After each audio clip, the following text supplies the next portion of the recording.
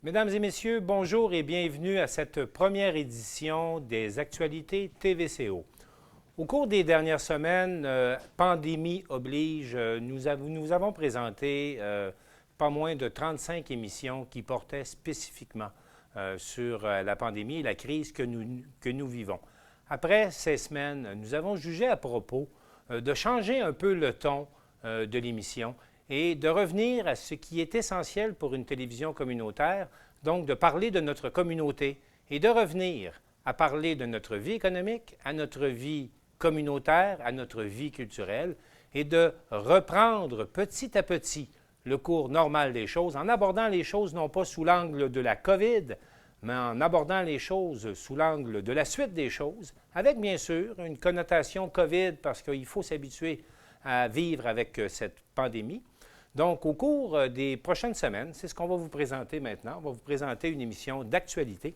Et vous allez voir, on vous a préparé pour aujourd'hui toute une série d'entrevues et de rencontres qui, je l'espère, vont vous permettre d'apprécier cette nouvelle émission, les actualités TVO. Alors, bienvenue à cette première. Et pour vous aujourd'hui, on a Michel Dion. Je vais m'entretenir avec lui dans quelques minutes. Michel Dion est le directeur général de Tourisme Charlevoix. On va ensuite vous présenter une entrevue qu'on a réalisée ce matin avec Julien Dufour. Julien Dufour est le nouveau président du comité de gestion de Maison-Mère. On a fait le point de la situation avec lui. Parmi les bonnes nouvelles de cette semaine, il y a les musées qui ouvrent. Alors, on va faire une rencontre Zoom avec les directeurs de musée Martin Ouellette, qui est le directeur général du MAC-BSP, Sylvain Gendreau, directeur général du musée de Charlevoix, ainsi que Marianne Rainville, qui est la directrice générale du musée maritime de Charlevoix. On va faire une petite rencontre Zoom avec eux pour qu'ils nous donnent la bonne nouvelle et qu'ils nous présentent leurs expositions, parce qu'enfin, les musées, dans le secteur culturel en tout cas, ce sont parmi les premières institutions qui recommencent à se décloisonner et qui se préparent à accueillir donc des visiteurs. Et on va surtout parler de leurs expositions et des produits qu'ils ont à vous montrer. Après cela, on va faire le point avec Paul Fortin du domaine Forgette. Paul Fortin est directeur artistique du domaine Forget. Il lance, je parle du domaine, il lance une nouvelle série de concerts virtuels avec des artistes de renom. Paul Fortin va nous renseigner là-dessus. On a également rencontré un peu plus tôt cette semaine Antoine Néron du club de golf Le Loup de Baie-Saint-Paul. Antoine va nous présenter comment ça se passe au Loup, les travaux qui ont été faits, et puis comment il envisage sa saison qui débute aujourd'hui, vendredi, il faut le dire. Et on va terminer cette émission d'information qui fait vraiment le tour d'une série de questions avec Maxime Jaudoin, parce que parler de sport professionnel, c'est aussi notre sport national. Alors, on finit l'émission en compagnie de Maxime Jaudoin. Alors, on a un programme chargé pour vous aujourd'hui. J'espère que vous allez apprécier. Et encore une fois, bienvenue à cette première émission TVCO Actualité. Là-dessus, il me fait plaisir de rejoindre Michel Dion, le directeur général de Tourisme Charlevoix. Michel, bonjour. Bonjour. Michel Dion, dans les derniers jours, des sondages sont parus. L'Alliance de l'industrie touristique a sondé ses membres et on dresse un portrait qui est assez sombre quand même des impacts au niveau de l'industrie touristique. On parle de pertes d'une industrie de 4 milliards. Il y aurait déjà un minimum d'1 milliard de pertes anticipées pour la saison en cours. Est-ce que c'est est-ce que ces statistiques puis ce sondage témoignent d'une réalité que nous vivons dans la région? Je pense certainement, étant une des régions qui a la plus forte industrie touristique, c'est sûr qu'on ne passe pas à côté. Nous, des chiffres, là, on ne voulait pas dédoubler justement les enquêtes qui avaient déjà lieu. Mais un chiffre que je peux vous dire qui n'est pas nécessairement en termes numériques, mais qui est quand même très important. 85% des membres de Tourisme Charlevoix qui ont répondu à notre sondage disaient qu'ils étaient de très à extrêmement impactés par la COVID-19. Donc, vous voyez que même dans notre région, malheureusement, on s'en échappe pas. Vous avez tenu au cours des dernières semaines des consultations. Je sais qu'il y a un plan de relance là, qui va être présenté en début de semaine prochaine, mais avant de parler de mesures que vous allez annoncer la semaine prochaine, j'aimerais que vous me disiez, suite aux consultations, qu'est-ce que vous ressentez c'est quoi les attentes des membres de Tourisme Charlevoix par rapport à ce que le gouvernement doit faire ou ce que nous devons faire comme communauté pour sauver notre industrie touristique? C'est quoi les attentes que vous avez entendues? Il y avait toutes sortes de choses. C'est sûr que l'enjeu numéro un qui est sorti des consultations, c'était vraiment toute la question de l'intervention sanitaire. Donc, s'assurer que les entreprises mettent en place les bonnes mesures sanitaires, idéalement qu'il y ait un soutien pour mettre en place ces différentes mesures sanitaires-là. Donc, c'est sûr que ça, c'est un élément qui est sorti. Il y avait aussi beaucoup d'enjeux au niveau de la promotion. Donc, les gens disaient il va falloir faire beaucoup de promotion pour réinciter, les gens à voyager, Oui. mais deux, aussi les rassurer comme quoi des mesures sanitaires ont été mises en place pour s'assurer que leur séjour se déroule de bonne manière. Et le troisième champ majeur, là, je dirais, c'est vraiment comme quoi il va falloir des programmes spécifiques en tourisme, notamment pour aider au niveau des coûts fixes les entreprises, parce que dans les derniers mois, ils n'ont pas pu nécessairement générer des liquidités Oui. pour permettre là, de payer ces coûts fixes-là. Donc, je vous dirais que ça, c'était pas mal les trois grandes familles là, de choses qui sont sorties. Mais si je peux peut-être finir sur un petit point positif. Allez-y. Quelque chose que j'ai vraiment apprécié des consultations, c'est que tout le monde était en mode solution. Il n'y a personne qui est arrivé là-bas à se déchirer la chemise puis à dire qu'il allait tout abandonner. Tout le monde avait une volonté profonde de rebondir le plus rapidement possible puis d'œuvrer collectivement à la relance. Donc, j'ai vraiment apprécié cette espèce de, malgré la situation difficile, ce positivisme-là puis ce désir de repartir le plus tôt possible. On sent effectivement que les gens ne sont pas prêts à abandonner, mais sont plutôt prêts à se battre. Vous avez également participé aux consultations qui sont tenues par l'Alliance touristique du Québec, qui regroupe les différentes associations régionales. Il y a un sondage qui a été publié, on en a parlé, mais selon vous, là, qu'est-ce qu'on attend des gouvernements? Parce qu'on est toujours en attente là, de la fameuse politique du plan de relance touristique. La ministre ne s'est pas encore commise là-dessus. Comment, au niveau de l'association, là, quelles sont les pressions, puis qu'est-ce qu'on demande présentement au gouvernement?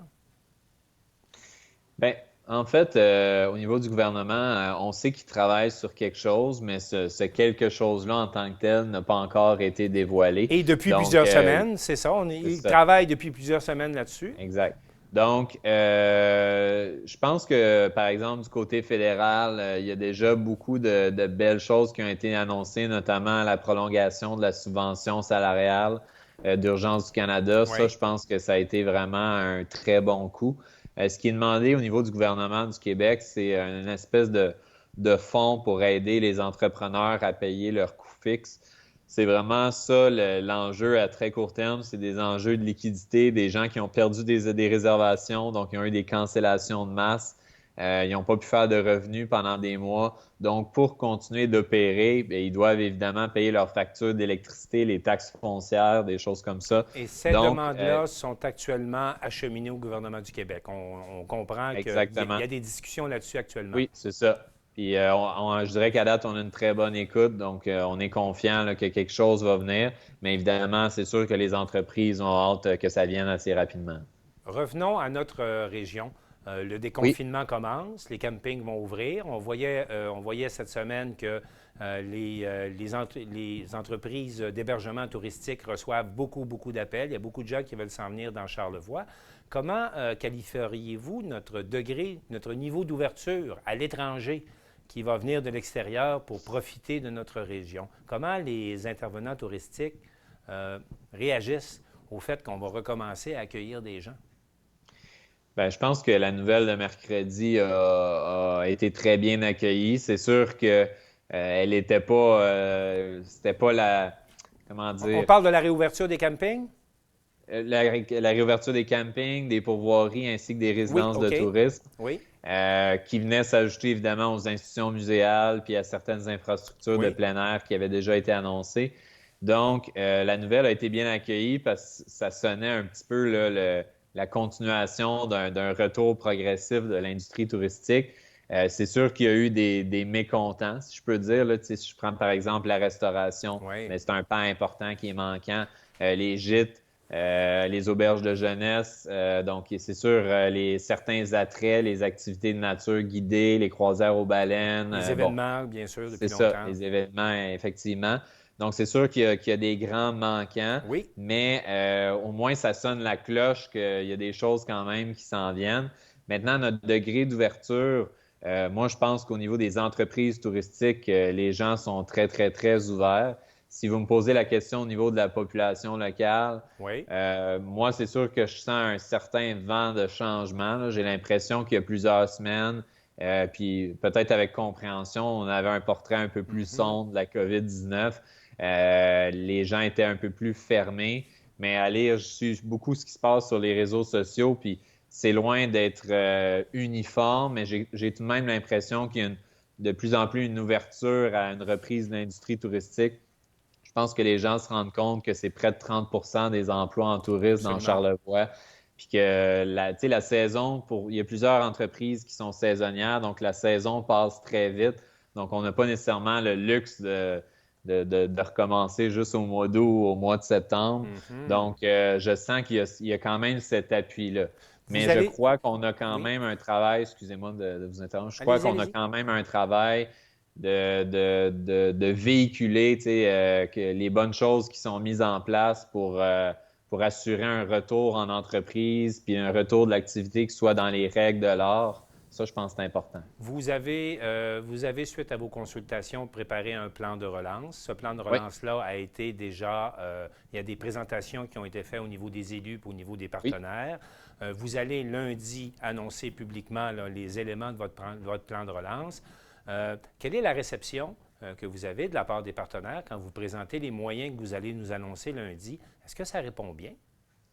On a eu une excellente réception des partenaires. Puis s'il y en a qui nous écoutent en ce moment, c'est sûr que j'aimerais les remercier.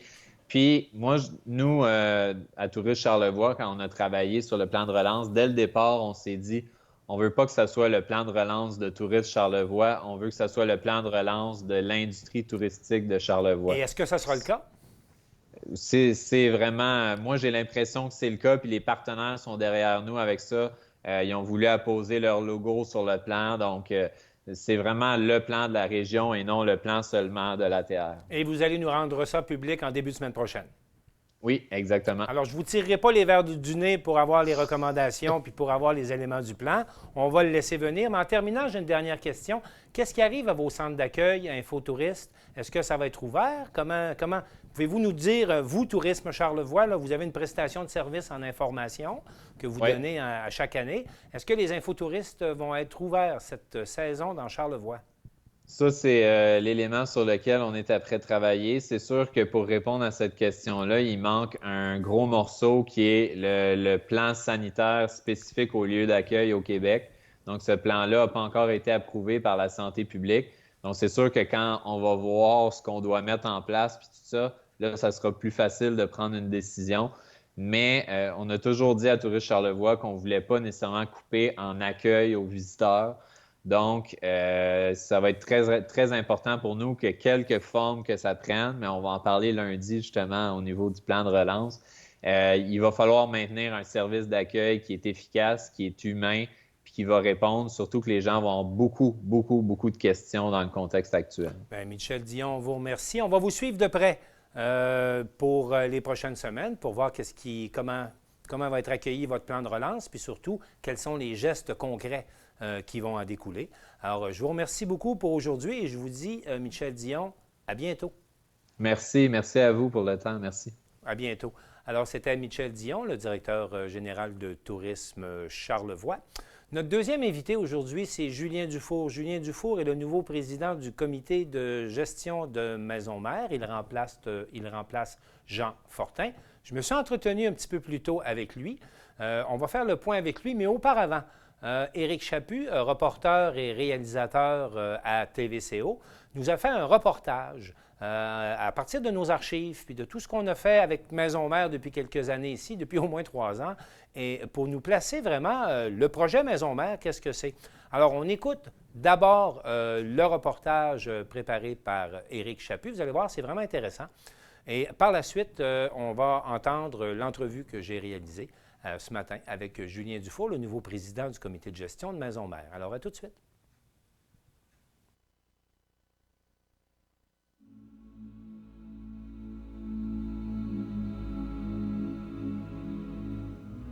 Le 9 mai 2016, le conseil municipal de Baie-Saint-Paul adoptait une résolution historique. La ville faisait l'acquisition d'un ensemble immobilier à haute valeur patrimoniale, historique et architecturale, la maison mère des Petites Franciscaines de Marie.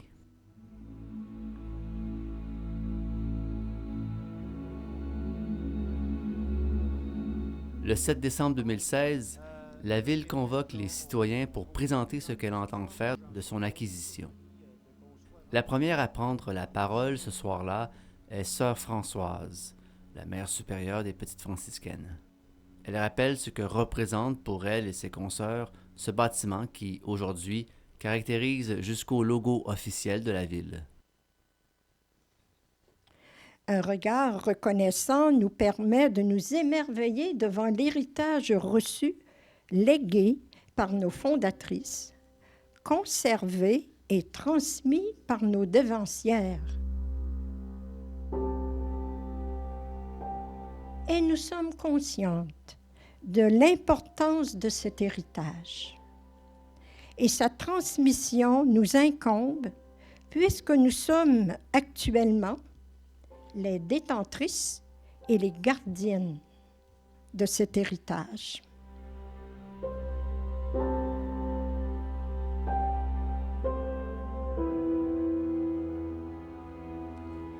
Alors, je dirais, nous vous cédons ce que nous avons de plus cher.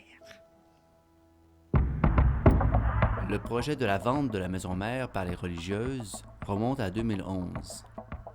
Elles forment alors un comité pour évaluer la valeur monétaire de l'ensemble conventuel.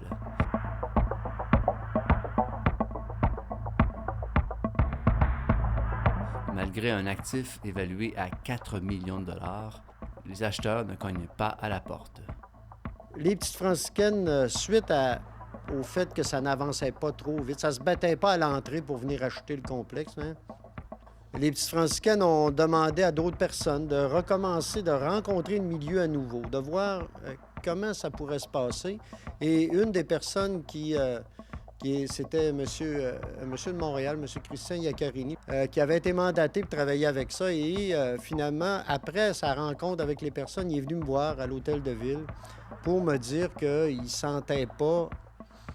Il s'attendait à plus. Il s'attendait que le milieu s'implique beaucoup. Sous l'impulsion du maire Jean Fortin, les choses se mettent alors à bouger. Mai 2016, la ville de Baie-Saint-Paul s'entend avec les franciscaines pour acquérir l'ensemble conventuel. Coût de la transaction, 800 000 $. Les nouveaux propriétaires s'étonnent des dimensions du bâtiment. Il y a 14 972 mètres carrés d'espace, de locaux et divers dans plusieurs ailes. Donc, c'est très grand et c'est un lieu qui est très vaste et qui a beaucoup de possibilités. 15 000 mètres carrés à remplir avec des bonnes idées. On a marqué qu'il y avait 3 suites qu'on prenait un bureau, mais il y en a plus que 3 en fin de compte. On a découvert, quand on a fait les présentations, on en a 7. On a aussi la cafétéria avec une cuisine qui a une capacité de production de 250 à 300 repas à la fois. Donc, c'est pas rien. Elle est fort bien équipée, aux normes. On a aussi 190 chambres individuelles ou doubles, dépendant comment l'évolution de l'année de la construction et comment on les a utilisées. Et il y a plusieurs sections et ça comprend toujours une cuisinette. Je crois qu'on a des cuisinettes, on a répertorié une vingtaine, mais j'en trouve toujours une à gauche, à droite. On est peut-être rendu à une trentaine.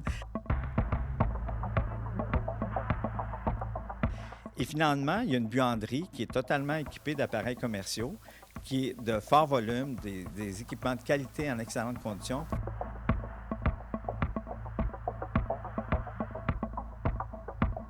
Et l'acquisition de la ville ne se limite pas au bâtiment. Elle acquiert également 92 000 mètres de terrain vacant, un sentier aménagé de 400 mètres, l'immeuble qui servait d'infirmerie, l'ancienne boulangerie et le jardin de François.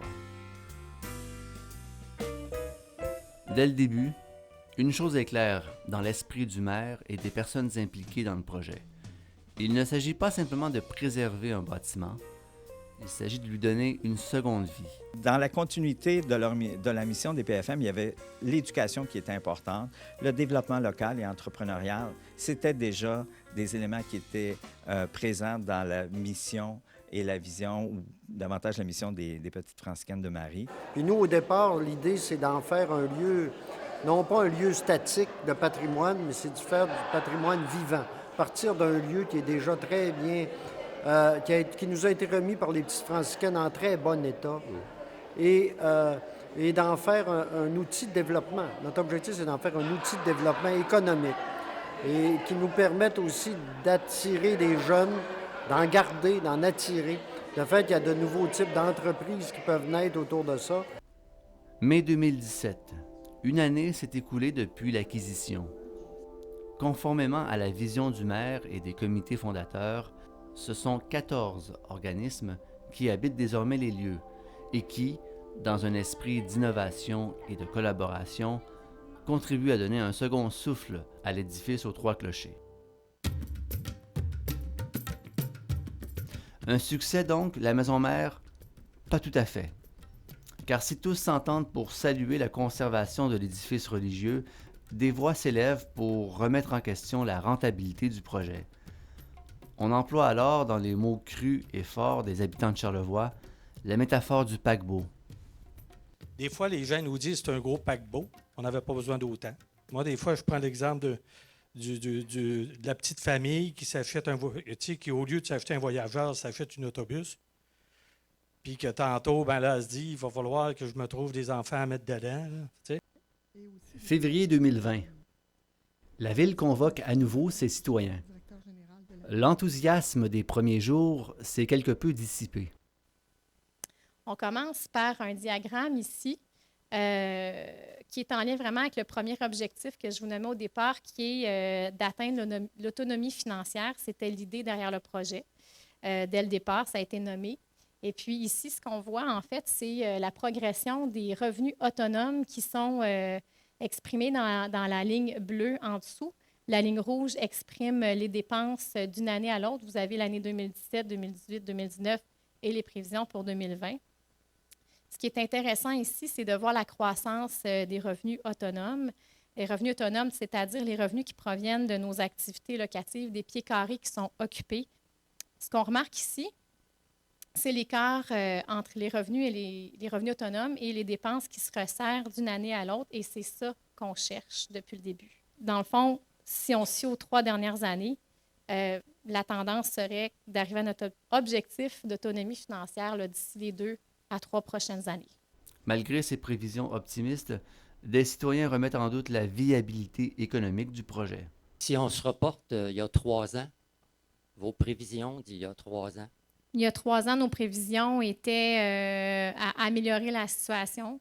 On espérait atteindre une certaine autonomie, déjà là en 3. Il y a différentes variables. À l'époque, il y a 3 ans, rappelons-nous que la vente de l'infirmerie permettait d'injecter des fonds dans le démarrage du projet. Les choses se sont présentées autrement. La situation n'est pas du tout la même qu'il y a 3 ans. Le maire rappelle les retombées économiques et sociales du projet. Je regarde juste le Mousse Café qui est à l'accueil, par exemple, l'impact que ça peut avoir, les rencontres qui se font là, les possibilités. On parlait de l'auberge des balcons tantôt et ses retombées. Vous savez, le Jardin d'enfants, qui est une organisation de Mme Amillotte, qui est parrainée par la Ville, à qui on fournit des locaux, qui est très heureuse, puis les enfants sont contents d'être là. C'est du développement, ça aussi, c'est de la qualité de vie. Si tous s'entendent sur l'importance du projet Maison Mère, il reste à définir de quelle façon nous pourrons pérenniser le legs des Servantes de Marie.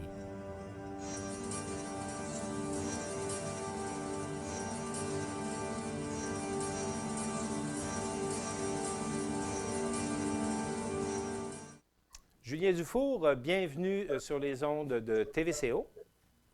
Oui, bonjour Martin, comment allez-vous? Ça va bien. Vous venez d'accepter le poste de président du comité de gestion de Maison-Mère. On vous connaît bien dans la région pour les nombreuses causes que vous avez appuyées. Pouvez-vous nous dire qu'est-ce qui vous a motivé à vous embarquer dans ce que vous appelez vous-même parfois ce gros bateau? Qu'est-ce qui vous a motivé à embarquer dans ce gros bateau, M. Dufault?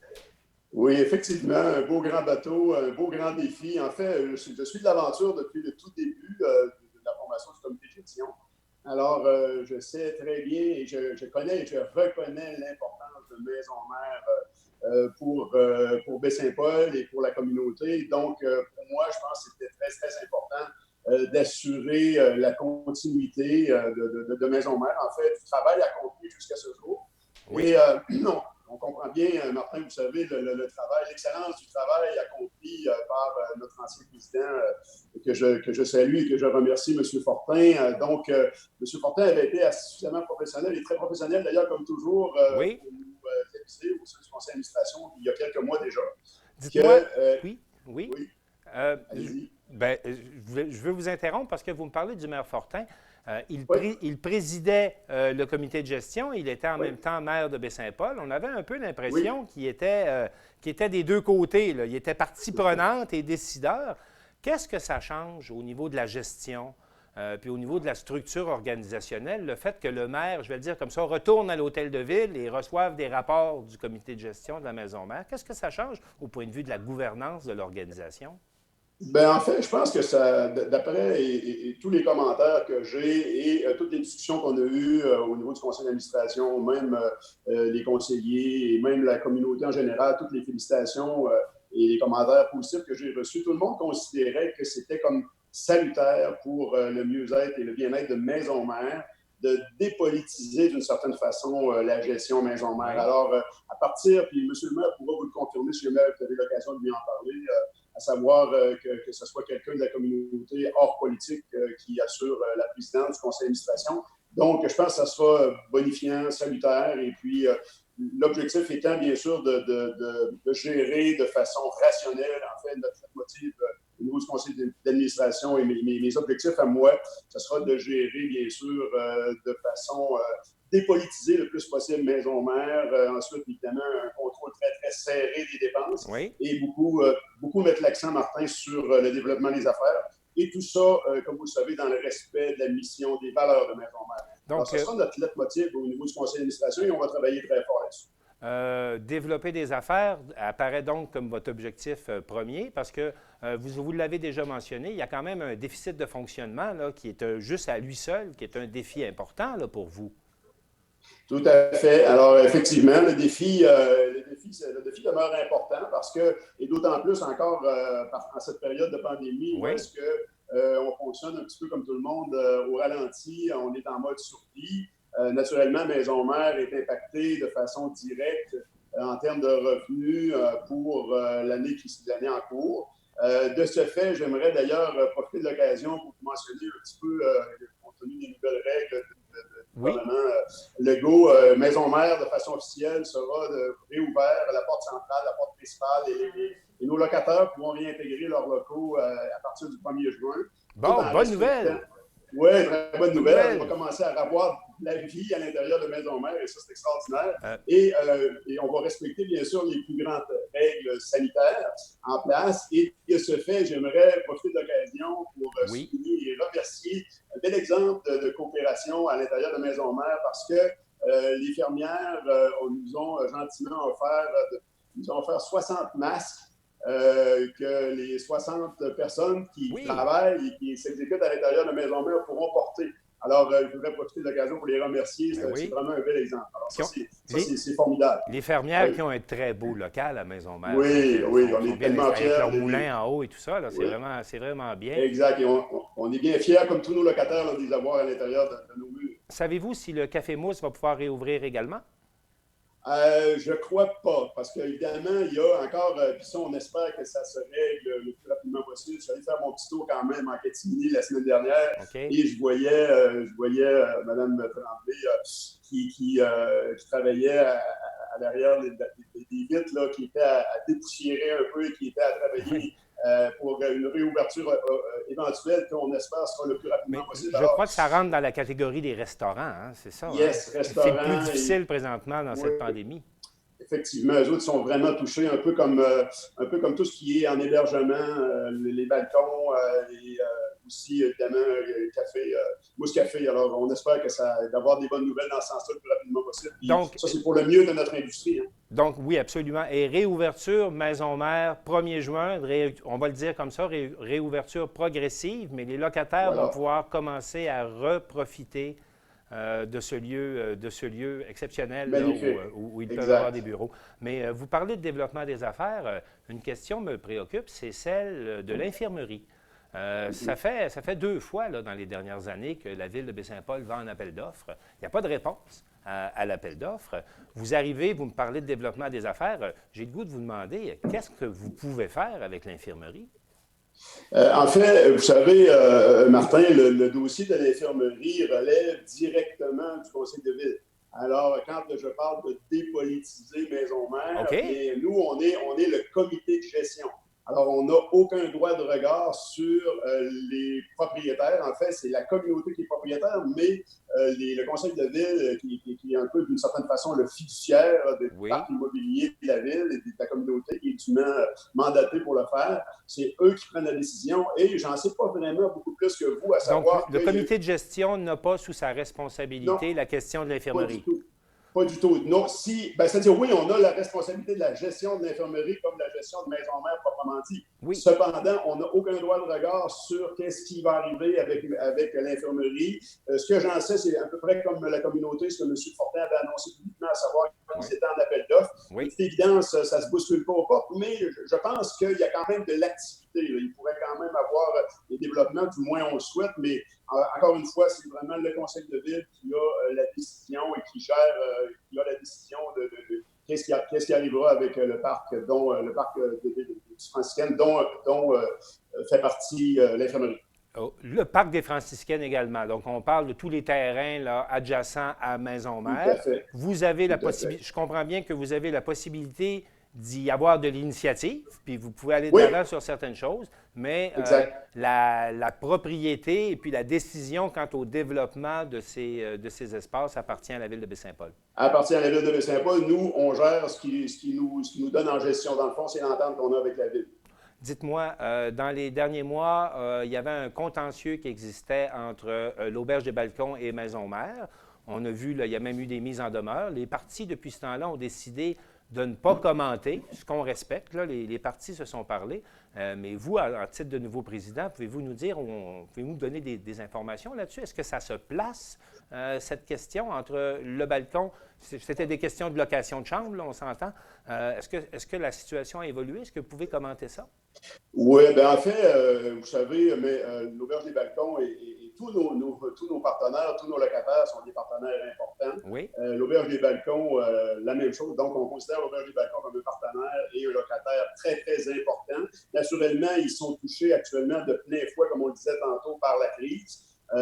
Donc, nous, au niveau de Maison-Mère, bien, ce que je peux vous dire, c'est qu'on a prolongé là, le bail actuel pour une période de 3 mois. Donc, ils sont toujours nos locataires et on les a supportés, là, à savoir, pour tirer profit de tous les allègements, appelons ça comme ça, fiscaux, les allègements mis en place par nos différents paliers de gouvernement. Donc, on les supporte et tout ce qu'on souhaite, naturellement, c'est que l'Auberge des Balcons, comme le Mousse Café, comme tous nos locataires, puissent sortir indemnes, mais le plus rapidement possible et se mettre en opération le plus rapidement possible au bénéfice de tout le monde, dans le fond.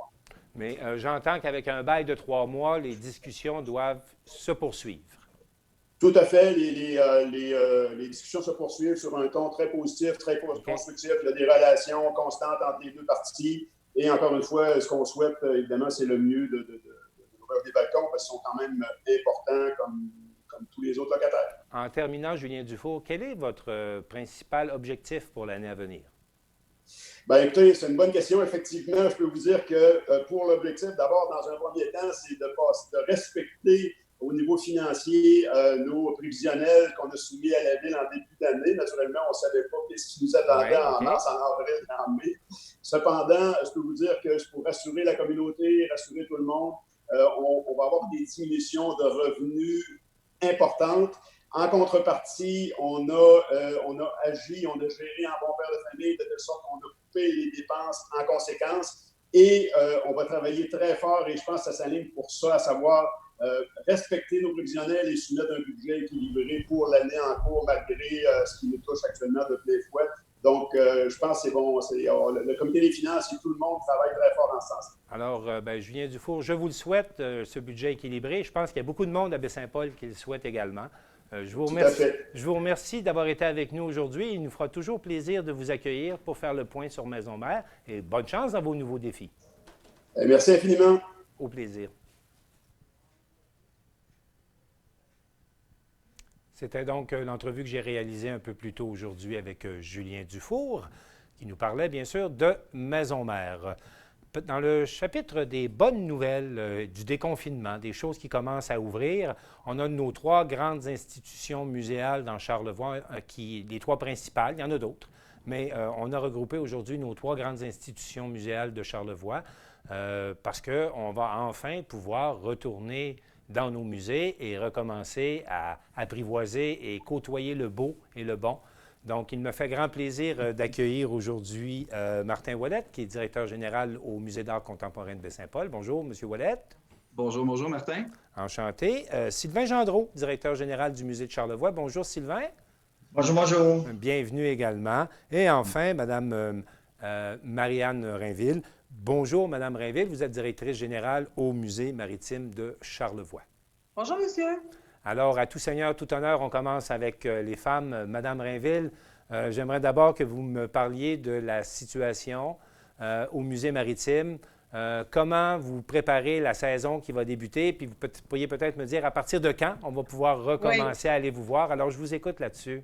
Alors, c'est une grande première parce que la date définitive a été arrêtée hier à l'occasion d'un conseil d'administration. Le Musée maritime réouvrira ses portes le 24 juin jusqu'au 14 octobre, tous les jours de 10h à 18h. Alors voilà, évidemment, on suivra l'ensemble des règles qui nous sont proposées par la CNESST pour assurer à nos visiteurs une visite sécuritaire, évidemment. Le grand changement dans je veux vous entendre là-dessus. Le musée est un site immense avec un parc. Alors, le grand changement que nos visiteurs vont vivre, c'est essentiellement d'avoir un parcours balisé.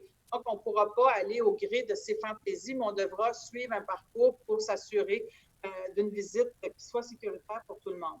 Cette année, au musée, on a deux nouvelles expositions dans le pavillon de Gagné.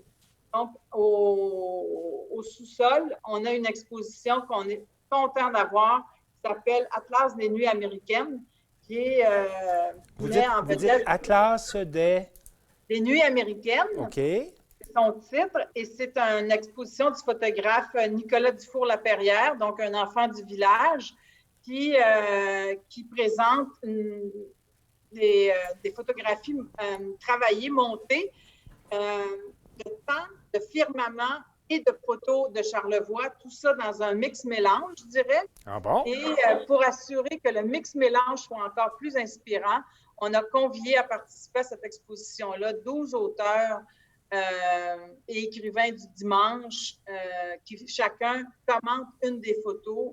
Et donc, on est très contents de cette exposition-là parce que c'est un partenariat avec la Papeterie Saint-Gilles et c'est soutenu financièrement par la MRC de Charlevoix. Et on est content de travailler avec notre voisin d'en face au développement d'une espèce de cœur de village culturel et ça nous fait plaisir. Donc, ça c'est au chapitre des nouveautés. Attendez, j'en ai une autre nouveauté. Vous avez une autre nouveauté? On vous écoute avec plaisir. J'ai une autre exposition qui s'intitule « La fin du voyage », en sous-titre « Quand elles ne naviguent plus, elles inspirent ». C'est une exposition des photos du photographe professionnel Michel-Élie Tremblay, qui est aussi un enfant du village, qui a peut-être 2 fois l'âge de Nicolas Dufour-Laperrière. Et M.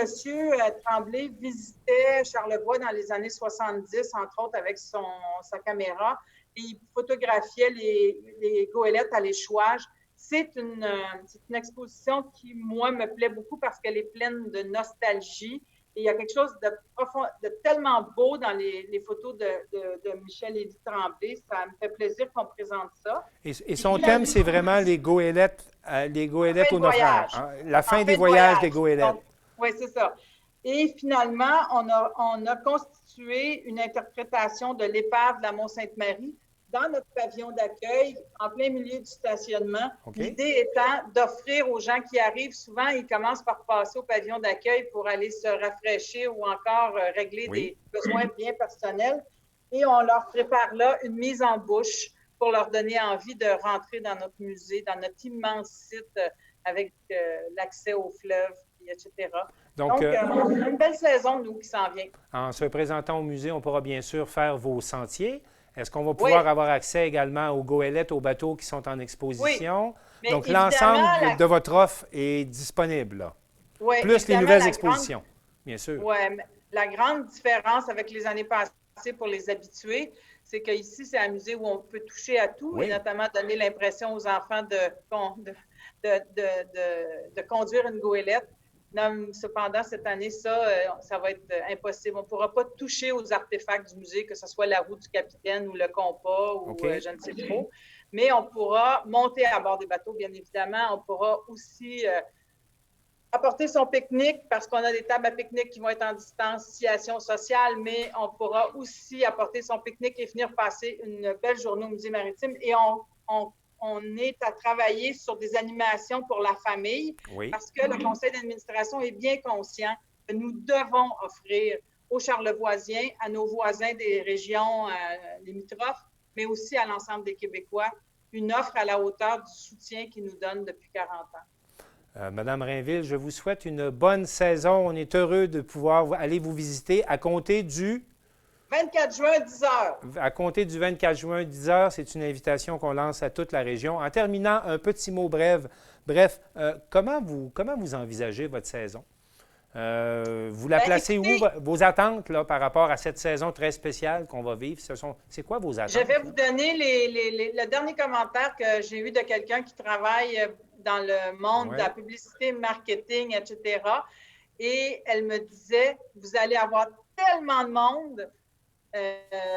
Donc, je pense qu'on risque de faire un été où on va passer l'été à naviguer à vue, mais on est des bons capitaines, donc on s'adaptera. Bien, Mme Rainville, merci beaucoup. Je vous souhaite une bonne saison.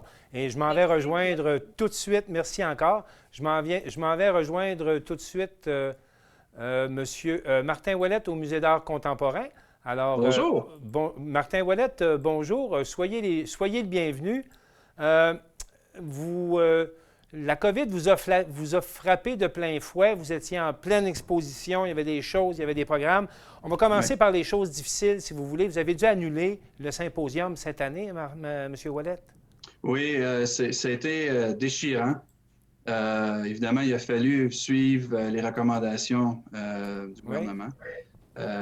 Évidemment, c'était très important pour nous de respecter les règles de distanciation et respecter tout ce que le gouvernement recommande. Alors, c'est pour ça que, compte tenu de ce qu'ils ont énoncé, nous avons décidé d'annuler et ou reporter le symposium. Alors, ça a été très difficile comme choix, mais la priorité, c'est toujours la sécurité et la santé. Alors, c'est pour ça qu'on a pris ce choix difficile. Mais vous vous préparez avec bonheur à réouvrir dans le courant de la semaine prochaine, vous, je pense, au musée, hein? C'est ça? Non, nous, on veut réouvrir le 20 juin. Bon. Alors, nous, ce qu'on fait, c'est on travaille évidemment depuis plusieurs semaines à la réouverture. Nous l'avons préparé. Nous, le choix que nous avons fait, c'est de prolonger nos expositions, car nous avions d'excellentes expositions, soit celle de Jean-Paul Gérôme, de Patrick Pépin, évidemment notre expo permanente. Nous voulions que tous les gens qui n'ont pas eu la chance de profiter de ces expositions-là viennent dans notre musée et qu'ils passe un été en couleur. Alors, parce que dans les faits... c'est plein de couleurs au musée en ce moment. Parce que lorsqu'il a fallu arrêter les activités au mois de mars, ça faisait seulement quelques semaines quand même que ces expositions-là étaient à l'affiche. Hein? Elles n'ont pas eu leur vie utile, je vais le dire comme ça. Là. Exactement. Il y avait encore beaucoup de visiteurs qui n'avaient pas eu la chance de voir ça. Parlez-moi un peu de Jean-Paul Gérôme. Alors, c'est une exposition qui couvre 50 ans de carrière. Okay. Pour ceux qui ne connaissent pas Jean-Paul Gérôme, c'est un fondateur du groupe des plasticiens. Il a co-signé, évidemment, le manifeste. C'est un peintre prolifique qui travaille beaucoup en forme géométrique. Alors, c'est très impressionnant, c'est très imposant, c'est beaucoup de couleurs, encore une fois, et ça inspire, et ça fait réfléchir, et ça interpelle. Alors, c'est pour ça qu'on a reçu que des commentaires extraordinaires et la famille Jérôme a accepté de prolonger l'exposition. Et c'est la même chose pour ce qui est de Patrick Pépin, qui est en deuxième salle au musée. Hein? Lui aussi, vous avez décidé de prolonger? Oui, Patrick Pépin a effectué ces magnifiques murales. On le voit à l'écran avec votre conservatrice, là. Oui, et celles-ci seront disponibles et accessibles pour tout le monde pendant l'été. Et c'est très imposant et il y a un message fort dans ce qu'il dit, compte tenu du fait qu'il y a une œuvre qui parle de la tragédie du lac Mégantic. Et c'est très d'actualité de réfléchir encore une fois sur ce qui se passe et sur ce qui se passera dans le futur. Alors, c'est pour ça que nous avons décidé et il a accepté de prolonger également l'exposition. Alors, on est très, très, très content d'avoir la collaboration de toutes les familles. Et pour finaliser, évidemment, notre expo permanente, celle-ci devra être légèrement modifiée compte tenu des recommandations de la CNESST qui mentionnent que les équipements numériques tactiles devront être fermés pour, évidemment, protéger la santé. Oui. Exactement. Alors, notre priorité au musée, nous, c'est santé, sécurité pour les employés et pour les visiteurs. Alors, nous aussi, tout comme le musée maritime, nous allons mis en place et nous allons mettre en place des mesures supplémentaires, du marquage, évidemment, des produits désinfectants et plein de... Et tout ce qui vient avec. Alors, on s'en va vous visiter à compter du 20 juin, Martin Ouellette. Merci. Ça sera un plaisir de vous accueillir. Bien, merci d'avoir été là. Et puis, je vous souhaite à vous aussi une bonne saison et une bonne réouverture. Merci.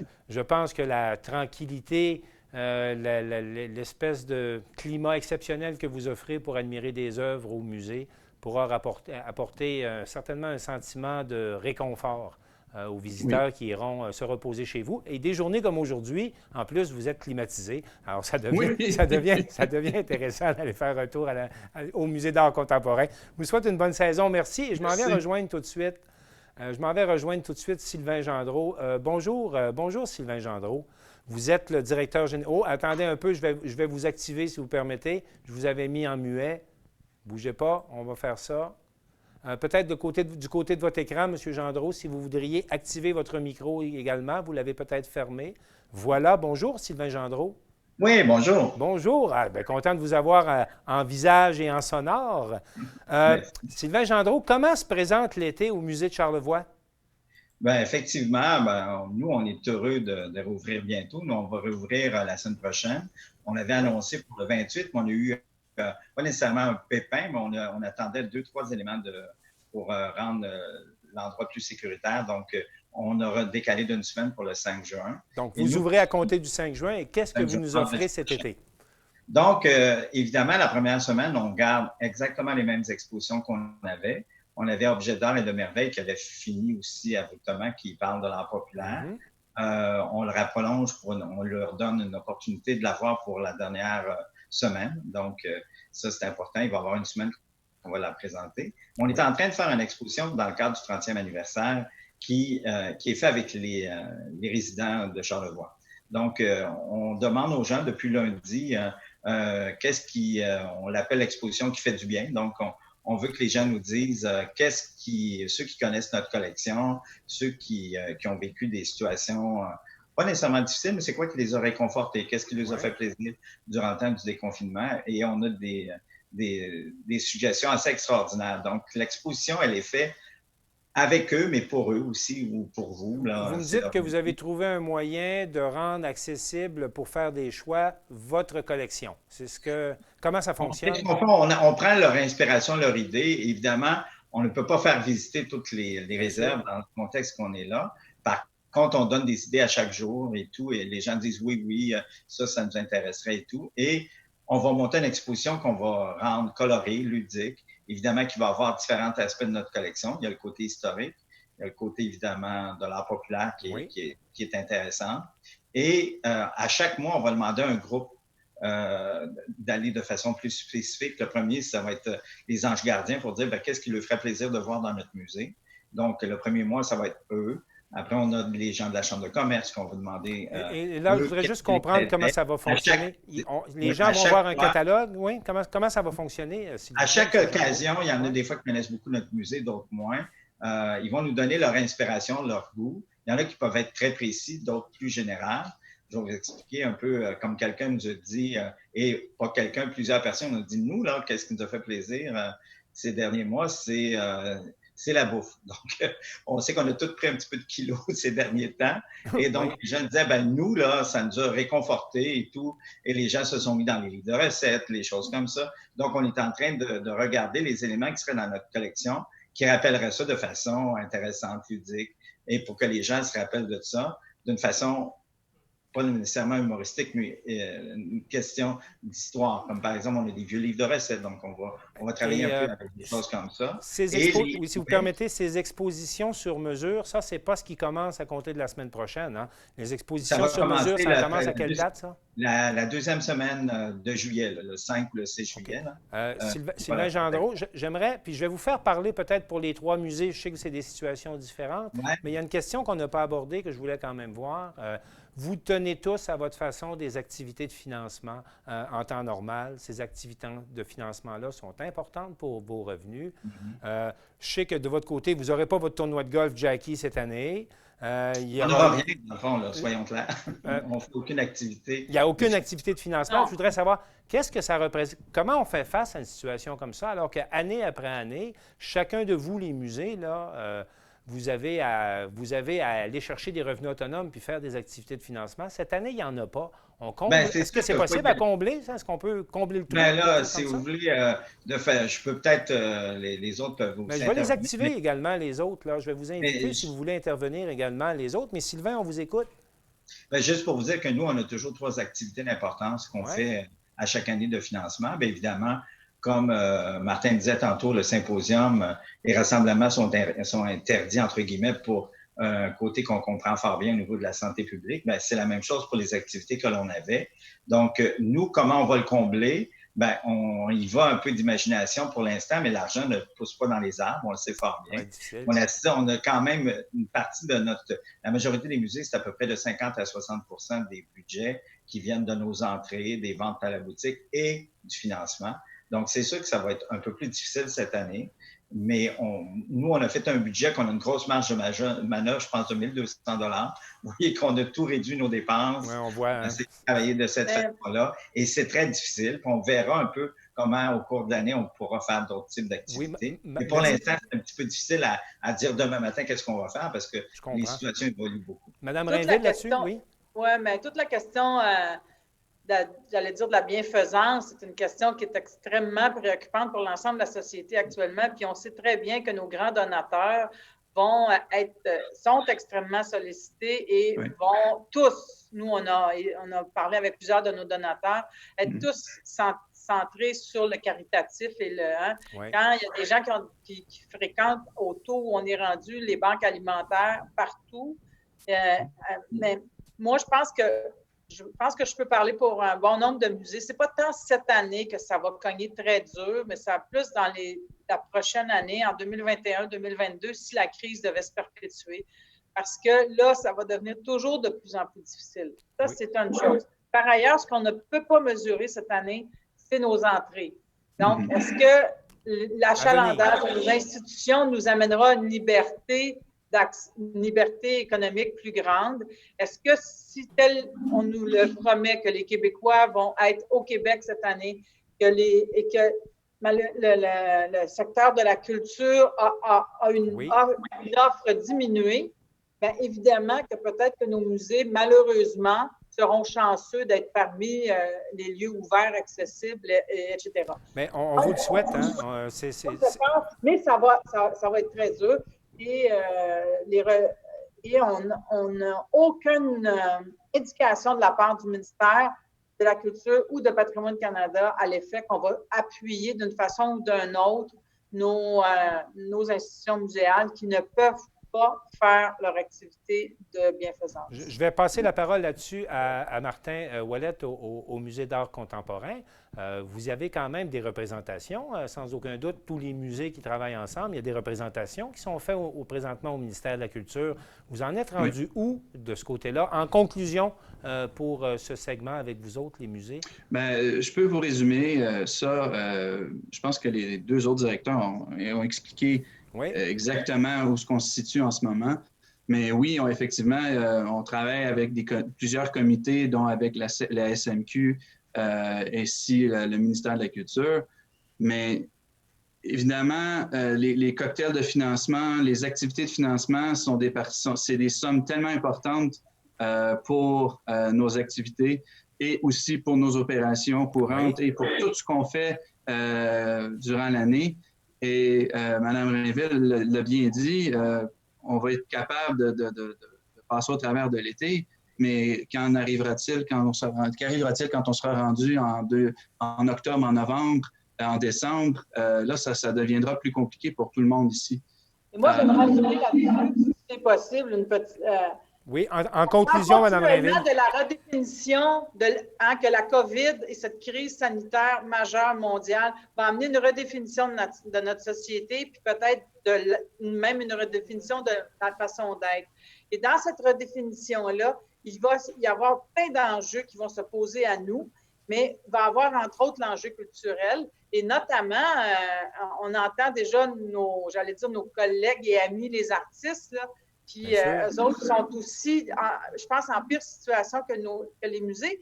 Mais par-dessus ça, est-ce que notre société va être toujours dans le financement des très, très grandes activités culturelles comme le Cirque du Soleil ou va aussi investir dans ce que j'appellerais une culture plus quotidienne, une culture de proximité? Et ça, c'est des enjeux que peut-être la COVID qu'on ne voit pas maintenant comment ces questions-là vont se poser, mais que ça va se poser à nous. Et qu'est-ce que vous voulez? Tant qu'il y aura une crise sanitaire, bien, les argents vont être monopolisés par les besoins d'urgence.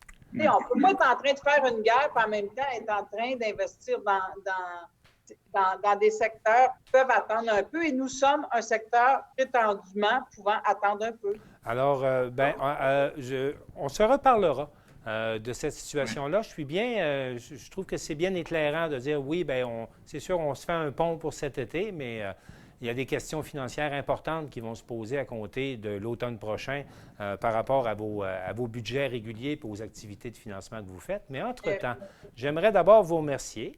J'aimerais vous souhaiter une bonne saison. C'est important qu'on regarde ça positivement. Alors, au musée de Charlevoix, à compter du 6 juin, bonne saison, M. Gendreau. Oui, mais je n'ai pas trop parlé de la saison, là, mon ami, là, mais c'est pas grave. On sait que vous avez une exposition sur mesure, que vos expositions régulières sont là, que vous recommencez le 6 de juin. Je peux vous laisser encore un petit moment si vous pensez qu'il y a quelque chose qu'on n'a pas couvert, mais rapidement. J'aimerais ça juste souligner un peu que c'est important pour nous que les gens participent à nous donner des idées et ça va quand même très bien. Et nous, si on veut que l'exposition reflète un peu qu'est-ce que les gens ont vécu ou qu'est-ce qu'ils veulent voir pour que ça leur fasse du bien, ben nous, on prend les idées et soyez assurés qu'on va s'assurer que cette exposition-là reflète le plus possible les éléments que les gens vont nous mentionner. Et notre collection qui a quand même 12 000 ou 13 000 artefacts, ben je crois qu'on a un beau panier d'opportunités ou d'art qui va nous permettre d'embellir un peu le temps des gens. Fait que je vous dirais que nous, on est très heureux de ça. Les autres, vous verrez, on les mettra sur notre site Facebook. On a quand même des expositions qu'on avait mis sur les rails le 13 mai, mais on a fermé le 15. Donc, bien évidemment qu'il n'y a pas eu une grande pérennité de 2 jours. Là. Donc, à ce moment-là, ceux-là reviennent cette année. Ils ont été vus par, entre guillemets, personne, puisque c'était... Ça venait de commencer. c'était comme ça. Donc, tout ce qu'il y a au musée, juste pour dire que ça va être des nouveautés cet été. Et dire que nous, on est très heureux de pouvoir accueillir les gens cet été. À compter du 6 juin. Je pense qu'on le dit, on n'est peut-être pas un service quand il y a une crise comme ça, le premier, mais je pense que ça peut faire bien plaisir aux gens de visiter les musées de la région. Bien, Sylvain Gendreau, merci beaucoup. Puis on va vous voir à compter du 6 juin. Martin Ouellette au MAC-BSP, on va vous voir à compter du 20 juin. Oui, et j'aimerais prendre quelques minutes pour remercier tous les artistes. Oui. Non, mais ça ne sera pas long, quelques secondes. Ça va, c'est correct. Pour remercier tous les artistes, que ce soit la musique, que ce soit des artistes visuels, ils nous ont fait passer au travers de cette crise. Et ça nous a fait plaisir de voir leur travail. Ils nous ont animés, ils ont montré comment c'est important notre culture. Ils nous l'ont fait vivre, cette crise-là, mais ils nous l'ont fait oublier. Alors, c'est grâce à eux qu'on se parle tous aujourd'hui avec un grand sourire, qu'on parle de réouverture et on veut pas que cette crise, on veut pas que ces gens-là soient oubliés. Alors, c'est important aussi, c'est pour ça que nos musées servent la culture et on est toujours là pour tous les bons artistes et tous les artistes qui devront émerger dans le futur, que ce soit via le symposium ou via nos musées. Sont importants ces artistes et nous, on veut les remercier. Et je pense que tout le monde ici, on dit la même chose. Merci, c'est grâce à vous. On est souriant et ça va bien aller. Et merci, Martin, d'être là à compter du 20 juin. En terminant, Mme Rainville, le mot de la fin pour vous. On s'en va vous voir à compter du 24 juin? À compter du 24 juin et à tout le monde, bon vent. Sur ce, mes chers 3 directeurs généraux de musées dans Charlevoix, je vous souhaite une belle saison. Je vous remercie d'avoir été des nôtres aujourd'hui et je vous dis à la prochaine. Merci beaucoup. Merci beaucoup. Merci, au revoir. C'était un plaisir. Merci beaucoup. Bye. Alors, on demeure dans le secteur culturel parce qu'il y a un groupe là, important, le domaine Forgette dans Charlevoix. C'est un acteur majeur de la culture. Et ils ont eu, après avoir transformé leur académie en académie virtuelle, on a parlé de ça il y a quelques semaines, ils nous présentent aujourd'hui une nouvelle initiative qui sont des concerts virtuels qui vont être diffusés à partir de leur salle au domaine Forgette. Et j'ai parlé un peu plus tôt aujourd'hui à Paul Fortin, le directeur artistique du domaine Forgette, puis je vous présente ça à l'instant. Accueillons maintenant Paul Fortin, le directeur artistique du domaine Forgette. Monsieur Fortin, bonjour. Bonjour, M. Ouellette, vous allez bien? Oui, très bien. Nous sommes ensemble pour parler d'une autre initiative du domaine Forgette en ces temps de pandémie. Vous nous annoncez aujourd'hui la série de concerts virtuels Évasion. Voilà, exactement. Qu'est-ce que vous nous avez encore inventé, M. Fortin, au domaine Forget? On veut vous entendre là-dessus. Bon, excellent. Bien, écoutez, on s'est dit que, vous savez, quand on a été obligé d'annuler notre festival, ce qui nous a fait beaucoup de peine, naturellement, on s'entend que ça a annulé le festival, mais aussi, on se disait de ne pas pouvoir avoir un lien avec notre public et tout ça, on trouvait ça vraiment triste.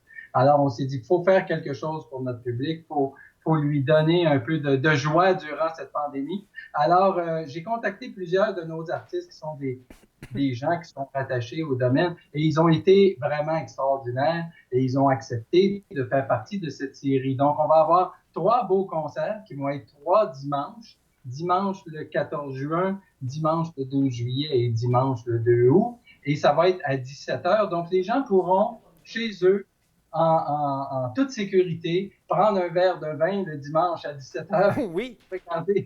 regarder nos concerts. Et c'est des concerts uniques parce que, naturellement, vous savez, une des grandes stars du domaine Forget, c'est notre salle de concert qui est reconnue partout dans le monde. Alors, on s'est dit, il faut absolument faire quelque chose, faire ça de la scène du domaine Forget. Alors, les artistes qui vont participer, en général, ont accepté. Il y en a malheureusement qui sont dans des villes trop loin, ne pourront pas se rendre, mais la grande majorité ont accepté. Ils seront donc de la scène du domaine. Il n'y aura pas de public, naturellement, dans la salle, mais ils seront de la scène du domaine. On a la santé publique avec nous, là. Alors, la santé publique du Québec nous a donné des consignes, on va faire ça correctement. Françoise Lavoine, la grande animatrice, va animer ça. Et on a 3 beaux rendez-vous. Parlez-moi des artistes, parce qu'effectivement, là, ce sont des artistes de renom. Ben oui, c'est des artistes de renom. Puis en plus, nous, vous savez, ce qu'on fait toujours au domaine, c'est des belles rencontres. On voulait que ça demeure des belles rencontres. Oui. Donc, on a Marie-Nicole Lemieux, le 14 juin, notre ambassadrice, qui va nous donner un beau concert avec Louis Lortie. Ça va être la toute première fois que ces deux grands artistes-là travaillent ensemble. Donc, avec Marie-Nicole et Louis vont nous faire un beau concert. Il y aura des interviews. Vous savez, ça va être une heure seulement, mais une heure où il y aura plein de belles choses là, qui vont se passer. Donc, Marie-Nicole et Louis Lortie. Le 12 juillet, ça va être la guitare, parce que la guitare est un instrument toujours très important au domaine Forget. Alors, on a appelé ça guitare au diapason. Donc, il y aura deux de nos professeurs, René Izquierdio et Marco Tamayo, qui devaient être au domaine l'été prochain, mais qui ne seront pas, qui vont donner les cours en ligne qu'on a parlé la dernière fois. Oui. Alors, eux vont donner une petite prestation là, de leur ville respective, mais on aura sur la scène du domaine le Quatuor de guitare du Canada, qui est un quatuor de jeunes guitaristes qui sont des anciens du domaine, mais qui sont maintenant des professionnels. Monsieur Fortin, j'entends que vous nous faites un spectacle. Là. Il va y avoir des entrevues, il va y avoir des prestations. C'est Mme Davoine qui va nous animer ça. Et vous finissez en grand avec Yannick Nézet-Séguin au piano le 2 août. Imaginez-vous Yannick Nézet-Séguin qui a accepté notre invitation, qui est tellement Yannick généreux, puis qui est triste lui aussi pendant cette période de pandémie de ne pas voir de public du tout. Alors Yannick va être au domaine avec Kirsten Leong, le grand violoniste, Yukari Cousineau, Pierre Trouville et Stéphane Tétrault. Alors vous voyez, c'est un quintet de renom, d'artistes de renom qui vont faire un très beau quintet de Brahms avec piano. Donc ça va être le 2 août. Monsieur Fortin, oui, si on veut visionner, est-ce que c'est gratuit? Est-ce que vous offrez ça à la communauté? Comment ça fonctionne pour qu'on puisse assister à ces concerts que vous nous offrez? C'est tout à fait gratuit. Vous n'avez qu'à, le jour même de l'événement, à 17h, aller sur le site du Domaine Forget, le domaineforget.com, et vous allez voir, là, on va pouvoir vous diriger de notre site Internet jusqu'à la plateforme qui est la plus facile pour vous. Et puis, donc, ça va être facile. Allez sur le site du Domaine Forget, cliquez sur ça va être bien indiqué. Et puis, c'est gratuit. Ceci dit, on demande une contribution solidaire et 20% de cette contribution-là va être remis au Centre de prévention du suicide de Charlevoix. Une belle initiative. On voulait aussi aider la communauté de Charlevoix là, dans tout ça. Alors, donc, trois spectacles, des artistes de renom. On invite les gens à faire des contributions volontaires. On aura donc l'occasion d'être avec vous virtuellement, mais je sais également qu'on va pouvoir quand même arpenter votre beau domaine cet été, parce que le Parc des sculptures est ouvert également aux visiteurs. C'est bien ça? Absolument, M. Ouellet, vous avez tout à fait raison. Si vous voulez venir faire un tour, voir notre beau parc de sculpture, il sera ouvert. Notre billetterie sera ouverte, donc on pourra vous donner toutes les indications. Il y aura une carte interactive où vous pourrez aller voir les sculptures. Il y a des sentiers qu'on est en train d'aménager aussi, là, qui le seront dans quelques jours. Alors, vous pourrez vous promener dans les sentiers du domaine. Tout se fait à l'extérieur, naturellement. Ça, c'est normal. Mais on a des belles sculptures. On a au-dessus de 20 sculptures qui sont vraiment très, très belles. On va en montrer d'ailleurs dans nos retransmissions là, de concerts. On veut que les gens sentent qu'ils sont au domaine Forget puis qu'il y a de la vie quand même si malheureusement on ne peut pas aller dans les bâtiments. Là. C'est comme ça, on va au moins pouvoir aller sur le terrain. Alors, heureux Paul Fortin, d'apprendre que nous pourrons être avec vous virtuellement et qu'on pourra également être avec vous concrètement en arpentant votre beau domaine. Je voudrais vous féliciter pour cette belle initiative. On invite les gens, bien sûr, à se rendre sur le site du Domaine Forget pour plus d'informations. Et moi, je vous dis, M. Fortin, vous êtes le bienvenu à la prochaine initiative du domaine. Ça va nous faire également plaisir d'en faire état ici. Bien, M. Ouellet, de très gentil, parce qu'il y aura peut-être d'autres petites annonces là, qu'on se garde pour les prochaines semaines, donc on va se reparler, je pense. Ça me fera plaisir. Paul Fortin, merci beaucoup et au plaisir. Merci, M. Ouellet. Au revoir. C'était donc l'entrevue qu'on avait réalisée un peu plus tôt avec Paul Fortin, le directeur artistique du Domaine Forget. Ils ont beaucoup d'initiatives, le domaine. Ils réussissent en ces périodes difficiles à se réinventer et à proposer des événements de qualité aux gens. Puis je vous rappelle, on vient de le voir avec les musées, le Jardin des sculptures du domaine sera également ouvert cet été. Donc, on va pouvoir commencer petit à petit à profiter de nos établissements et de nos institutions culturelles dans la région. Et c'est une bonne nouvelle. Parlant de bonnes nouvelles, pour cette émission d'actualité, on va maintenant toujours avoir une petite section qui va nous parler de sport. C'est important. Il y a des adeptes qui pratiquent du sport, il y a des adeptes qui aiment regarder du sport. Alors, on va faire un petit peu le tour de la question tout à l'heure avec Maxime Jaudoin, mais auparavant, on s'est entretenu hier avec Antoine Néron du club de golf Le Loup de Baie-Saint-Paul, parce que c'était aujourd'hui, et c'est toujours une bonne nouvelle, c'est aujourd'hui qu'on pouvait recommencer à prendre des départs sur les tertres du Loup. Donc, on regarde l'entrevue avec Antoine Néron, et au retour, je m'entretiens avec Maxime Jaudoin. On va parler de sport professionnel. Antoine Néron, bonjour, bienvenue. Bienvenue. Antoine, pouvez-vous nous parler de ce que vous avez fait comme amélioration au club de golf depuis un an? Bien, d'ailleurs, pour vous dire qu'aujourd'hui, ou à peu près dans les jours qu'on est là, ça va faire exactement un an qu'on est propriétaire du terrain de golf. Et ce qu'on a fait tout de suite, c'est de constater justement l'état de la situation du terrain et des équipements. Donc, on s'est aperçu assez vite qu'on avait besoin beaucoup de machinerie tracteur à gazon, etc. Donc, on a fait beaucoup d'achats en termes d'équipement. Par la suite aussi, les cartes de golf. On est devenu propriétaire des 60 cartes de golf qu'il y avait à cette époque-là de disponibles sur le terrain de golf. Et tranquillement aussi, on avait des objectifs tout de suite de mettre en place un système d'irrigation.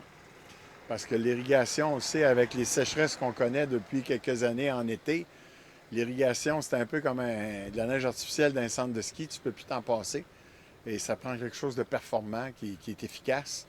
Donc, à l'automne passé, on a tout installé un système qui permet d'irriguer les verts et aussi les tertres de départ. Ce qu'on appelle les greens et les tertres de départ, c'est les lieux où les gens... Par la suite, on a aussi une des grosses choses qu'on a faites, c'est qu'on a rénové le 18e trou, qui était un trou qui avait été aménagé pour justement, à l'époque, il y avait un projet immobilier, puis il avait fait une espèce de monticule. Nous autres, on a ramené le 18e trou à l'état original avec certaines différences, mais ça a été l'ensemencement hydrophonique, etc. Et ça a été quand même... un des gros travaux qui se sont faits à l'automne passé. Au total, dans la dernière année, vous estimez les investissements qui ont été faits dans le Loup à combien? Bien, si on exclut le prix de la vente du golf, là, ça tourne alentour de 350 000. Vous entreprenez donc, après des nombreux travaux, une saison qui est marquée par la COVID. Qu'est-ce que ça vous a demandé comme ajustement ici pour vous permettre d'ouvrir le terrain de golf? Bien, ça a été quand même bien fait parce que l'Association des propriétaires de terrains de golf, l'Association des contremaîtres, des surintendants, des directeurs généraux ont travaillé quand même avec le gouvernement pour mettre en place un guide. Donc, nous, ce qu'on a fait, c'est de mettre en place d'une façon, comme on voit un peu dans bien des commerces, c'est que les gens doivent arriver... pas trop longtemps avant l'heure de départ. À ce moment-là, on se lave les mains, les cartes sont désinfectées. À ce moment-là, on prend le kart, on s'en va sur le terrain de golf. On doit avoir une distanciation tout le temps quand même, comme partout ailleurs. Quand on arrive sur le green, on a un système qui nous permet de lever avec notre bâton la balle dans le trou, la balle sort du trou. Toutes sortes de petites choses comme ça qui font que il faut éviter les contacts entre les personnes, un peu comme on fait depuis le début. Mais c'est quand même... C'est simple, en même temps, c'est compliqué, mais je pense que ça va nous permettre d'être capable d'opérer puis que les gens vont quand même avoir beaucoup de plaisir à jouer au golf. Vous avez intégré une nouveauté cette année, le soccer golf. Comment ça marche, le soccer golf? Le soccer golf, on a été approché par des gens de la région, parce que vous savez qu'à Baie-Saint-Paul, il y a au-delà de 250 joueurs de golf qui est incluant les jeunes et tout. Puis nous, notre mission, ça a toujours été de rendre le terrain de golf accessible au plus de monde possible. Ça veut dire que pour atteindre une certaine clientèle, il fallait trouver une activité qui ne demandait pas beaucoup d'investissement.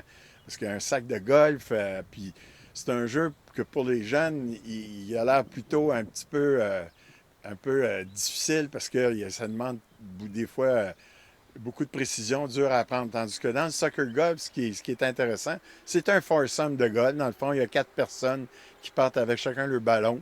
c'est le même principe. On a à ce moment-là un trou à un endroit, ce qu'on appelle le potting, où ce que les gens vont avoir avec le moins de coups possible à diriger le ballon dans le trou pour, à ce moment-là, faire en sorte que chaque trou, on le calcule, puis à la fin de la ronde, bien, c'est celui qui a rentré le ballon avec le moins de coups possible dans tous les trous. Vous avez donc investi pour améliorer la propriété. Vous avez fait face à la COVID. Vous arrivez avec une nouvelle activité qui, j'espère, va être populaire. C'est quoi vos prédictions pour la saison? Comment ça s'en vient, la saison?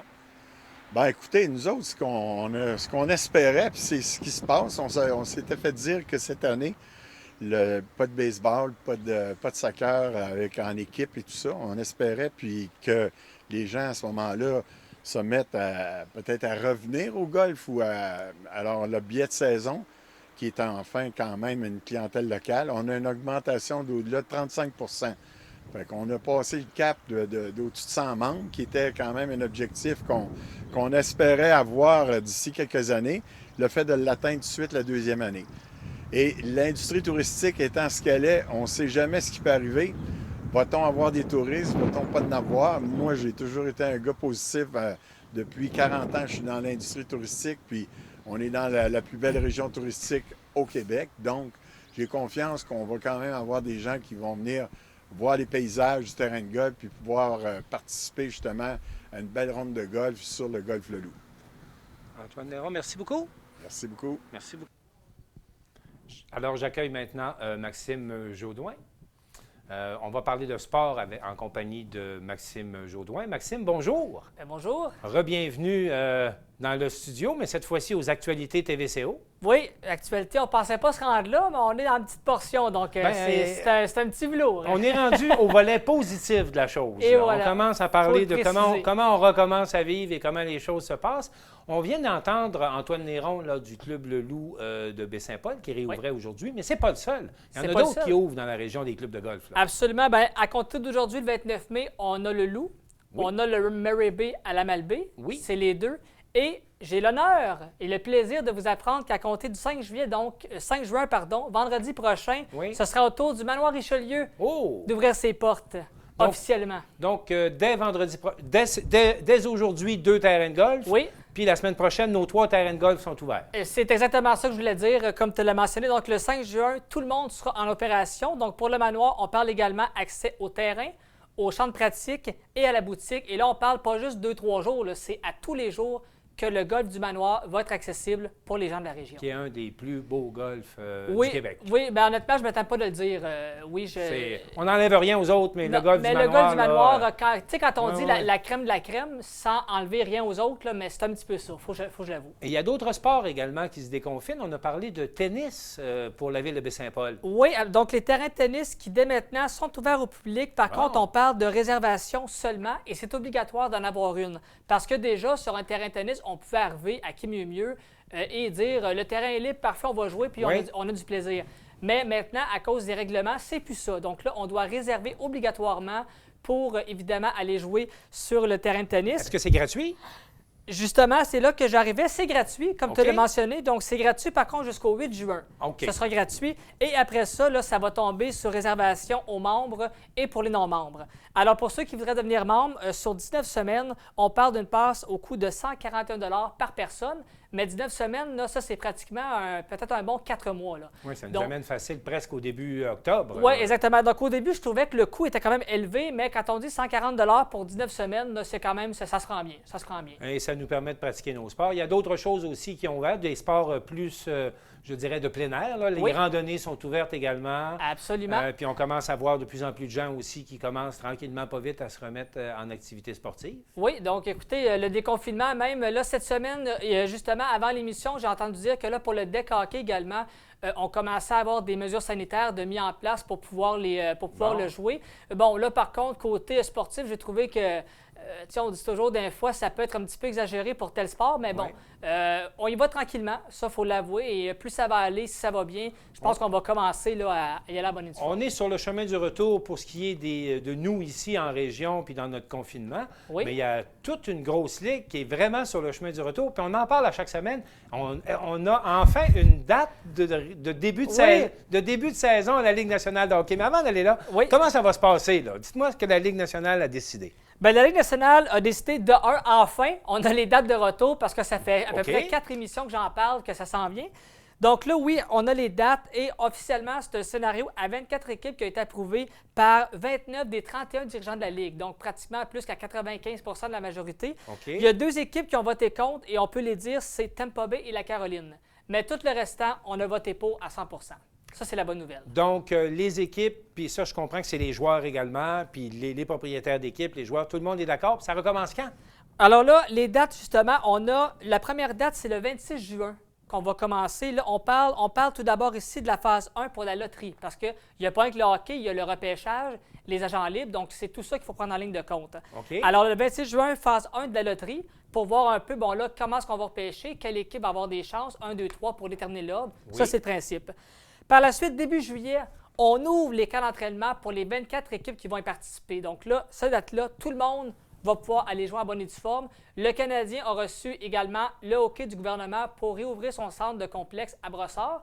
Parce qu'il faut savoir que Montréal, on ne s'entraîne pas au Centre Bell. On commence à Brossard pour le faire à Laval. Donc ça, c'est important c'est important de le savoir.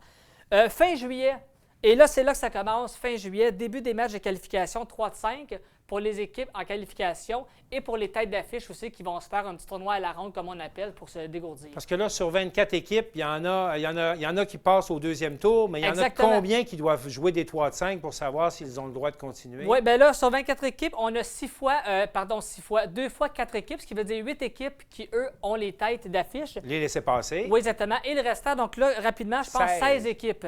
16 équipes, eux, qui vont s'affronter un 3 de 5, ce qu'on appelle des qualifications pour aller plus loin. Donc, 8 séries 3 de 5 qui vont regrouper 16 équipes qui vont déterminer des gagnants pour les prochaines rondes. Absolument.